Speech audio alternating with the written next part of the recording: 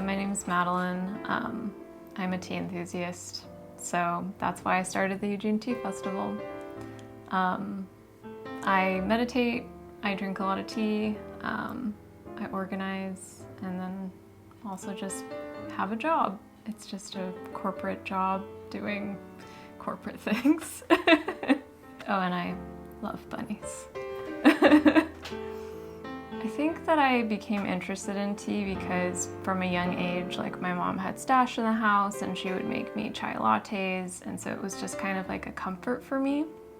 And then I went from like drinking stash to just like drinking a lot of lattes with my friend at a cafe. So like when we were in high school, we would just go to cafes and study and drink chai lattes, and then that kind of became like a tradition for us. And then in college, I found loose leaf and I was like, oh, okay, there's like another side to this beverage that I'm really interested in. And then going to the Northwest Tea Festival, that was kind of like where I fell down the proverbial rabbit hole of tea, of being like, whoa, there is so much to know about this. Like, I just want to know all the things, do all the things, meet all the people.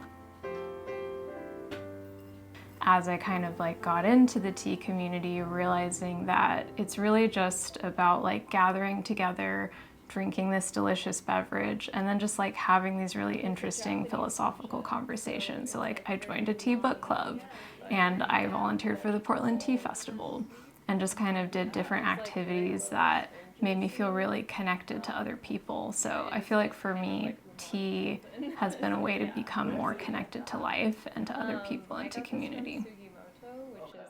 So I would say that this is an adaptation of the Gong Fu Cha tea ceremony, which basically just means to brew tea skillfully. That's kind of like the translation of Gong Fu Cha. It is originated in China. So it's kind of like an anchor for me, like especially if I'm feeling like ungrounded or just kind of like there's a lot going on, to just kind of slow down, stop everything I'm doing, and to just sit here and be present with the tea and present with myself.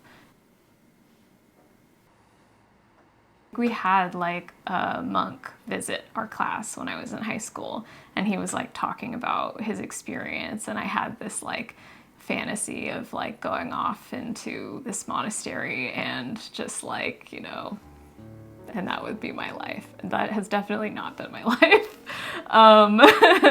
But I did keep up with meditation, and I really got into meditation in 2016 actually, because I got a grant from my college to write poetry, specifically like Zen poetry.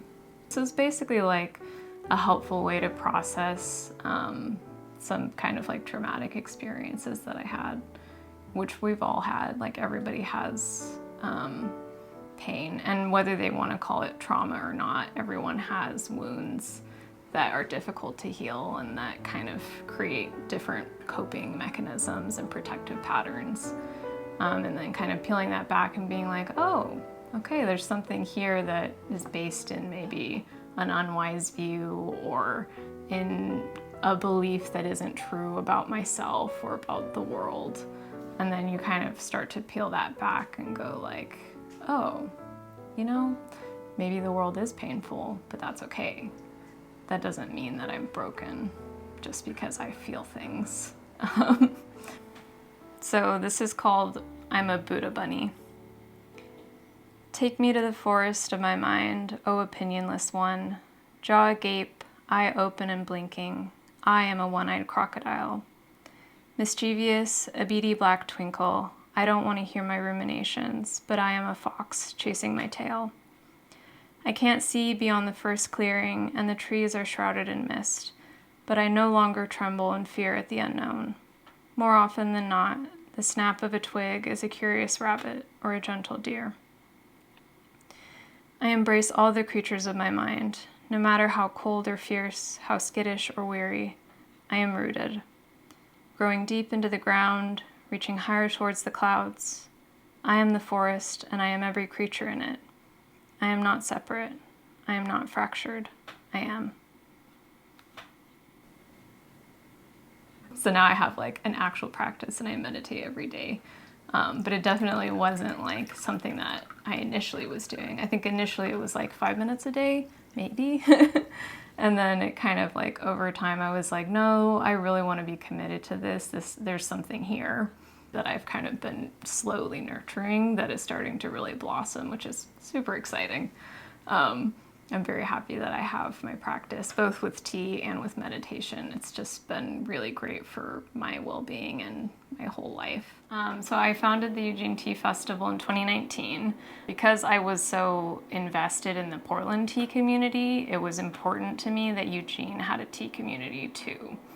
The first year was really successful and great, and honestly more than like I would have expected, but I wasn't doing it alone. Like, I have a lot of people who are showing up and supporting, a lot of volunteers and a lot of vendors, and the people who've kind of like mentored me and helped the festival get to this point. So this year it's going to be Sunday, May 26th, which is Memorial Day weekend, and it is from 10 a.m. to 4 p.m. at the Farmers Market Pavilion and Plaza in Eugene, Oregon, so the downtown Eugene area. We actually have a festival cup. So last year was great. There were like a lot of things that came together.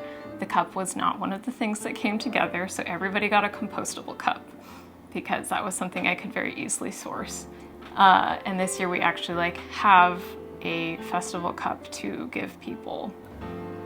So it's our little tea festival cup, and it has the logo on it and everything.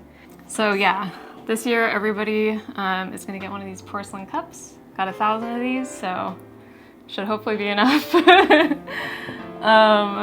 And so, you know, unlike last year, your cup will not start to melt in your hand. The other thing that I'm excited about is that we're going to have the workshops on site so that people can enjoy the festival, but then also easily get to the workshops and have it kind of be like a whole integrated experience. This year we've got Mexican, we've got Jamaican, we have vegan soul food, and then we also have gluten-free, like we've got a gluten-free bakery.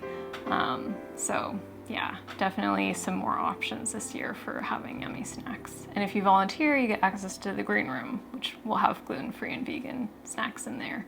So free food for volunteers.